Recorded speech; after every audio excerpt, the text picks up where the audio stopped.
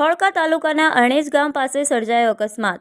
Bolero pickup અને 4 wheeler વચ્ચે સર્જાયો અકસ્માત। અકસ્માતની જાણ થતાં જ કોટ પોલીસ ઘટના સ્થળે પહોંચીને તાત્કાલિક 108 બોલાવી ઇજાગ્રસ્તને સારવાર અર્થે બાગોદરા સામૂહિક આરોગ્ય કેન્દ્રમાં ખસેડવામાં આવ્યા।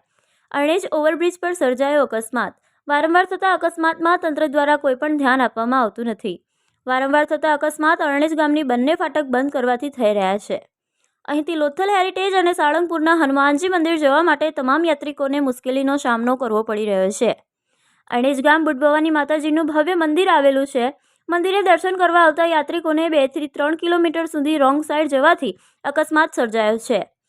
આવા ઘણા બધા અકસ્માત થતા જ રહે છે। ઘણા લોકોના મૃત્યુ પણ થયેલા છે। મહિનામાં 2 થી 3 ઘટનાઓ થાય છે। આવી ઘટનાઓને ધ્યાનમાં લઈને તંત્ર દ્વારા અણેજ ગામની રેલવે ફાટક ખોલવામાં આવે। તંત્રી રિપોર્ટ ભરત બિલદાર, ગુજરાત પાવર ન્યૂઝ।